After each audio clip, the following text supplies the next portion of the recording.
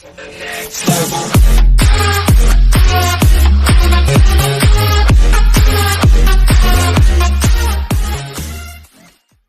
works out actually better when Trump loses. He's quick to tout Plan B as the real victory. After fighting for months in court to try to get a citizenship question on the 2020 Census and briefly overruling his own Justice Department's legal surrender, Trump abandoned the effort in a manner that had a familiar plot twist, a surprise backup plan that, in Trump's view, is actually better than the original plan. It's deeply regrettable, but it will not stop us from collecting the needed information, and I think even in greater detail and more accurately, Trump said during a Rose Garden news conference Thursday.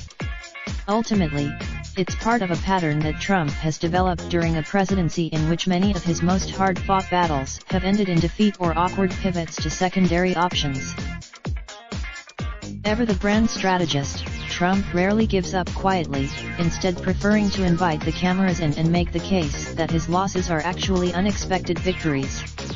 From his failed the census reversal stands out in part because it played out so dramatically.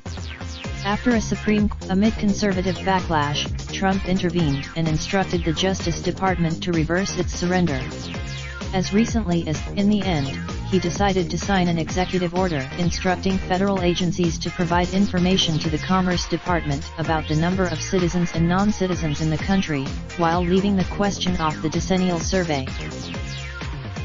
It's a far cry from the original goal of asking the millions of census respondents about their citizenship status, but, in Trump's telling, that fallback option will ultimately be better than what he had spent months fighting for. I asked, is there another way? And somebody said, since taking office, Trump has had a lot of practice in spinning losses as actual reasons for optimism. When Trump's proposal for repealing and replacing Obamacare failed in July 2017, the president fumed publicly and privately about the late Republican Senator John McCain's dramatic midnight vote against it. But he still branded, "We had one man that after campaigning for 8 years, he decided to go thumbs down at 2 o'clock in the morning," Trump said during a May rally in Pennsylvania. That's all right. It was the second time Trump had rebranded a failure on health care as an optimistic pitch. When House Obamacare will explode and we will all get together and piece together a great health care plan for the people, Trump said in a tweet. Do not worry. Unable to pass a health care bill in the 2 years since, Trump has told voters he would sign new health care legislation in 2021 if he is re-elected. Republicans' loss of the House majority in 2018 was seen as a major blow to the presidency, as Democrats gained legislative and oversight power in Washington for the first time in Trump's term. But the president claimed that keeping the House majority would actually been a worse outcome for him. From a deal-making standpoint, we are all much better off the way it turned out, Trump said during a news conference the day after the 2018 elections in which Democrats ultimately flipped 40 House seats. Because I really believe, Trump said maintaining a slim Republican majority would have been more challenging, because there would be plenty of grandstanding by suddenly emboldened GOP lawmakers with the power to hold legislation hostage. Pointing to gains in the Senate, Trump described the electoral drubbing as an incredible day and almost a complete victory. His remarks stood in contrast to previous presidents, who expressed humility after facing major losses during their midterm elections. Former President Barack Obama, whose party lost 63 House seats during his first midterm, called the 2010 election a shellacking. Former President, the optimistic spin is part of Trump's strategy of casting his presidency as one in which his supporters never get tired of winning, and it could work to motivate his base, said Doug Heye, a former spokesman for Republican House leadership and the Republican National Committee. Politically, for his base, he has already won.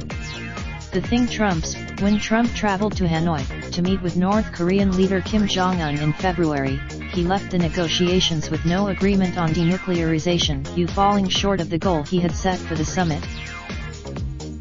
Speaking to reporters after the talks abruptly broke down, Trump sought to defy popular belief, saying that, actually, his time in Hanoi had been very productive. I could 100% sign something today, Trump told reporters during a news conference. We actually had, Trump later said that had been given great credit for walking away from the table. After declaring a national emergency on the southern border in part because he was unable to secure congressional funding for a border wall, Trump claimed his alternative plan would lead to a quicker resolution. I didn't need to do this, but I'd rather do it much faster, Trump said in a Rose Garden news conference in February. On trade, Trump has used tariffs to force trading partners to the negotiating table, saying that he would come out victorious whether he achieved a deal or not. We're getting close to a very historic, monumental deal, Trump told reporters on Maya 3 about a trade deal with China.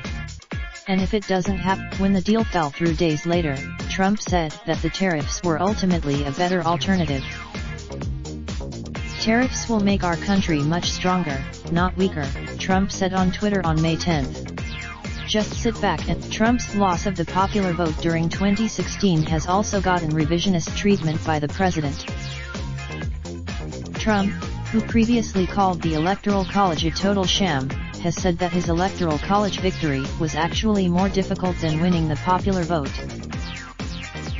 If it was up to the popular vote, I would have been, I think, even better, Trump said in an interview last month with Chuck Todd of NBC News' Meet the Press. It's like your train. The president has cast his administration's record-high turnover and his inability to get several members of his cabinet officials confirmed by the Senate as a positive, rather than a negative. I sort of like acting, Trump told reporters in January, referring to the growing number of officials serving in his administration on an acting basis. It gives me more. Trump's love for flexibility long predates his time in office. From bankruptcy, I never get too attached to one deal or one approach, Trump wrote in his 1987 book, The Art of the Deal. For starters, I keep a lot of balls in the air, because most deals fall out, no matter how promising they seem at first. Raindrop, drop top smoking, no cooking the hot pot. Fucking on your bitch, yeah, that. Looking up, open the park,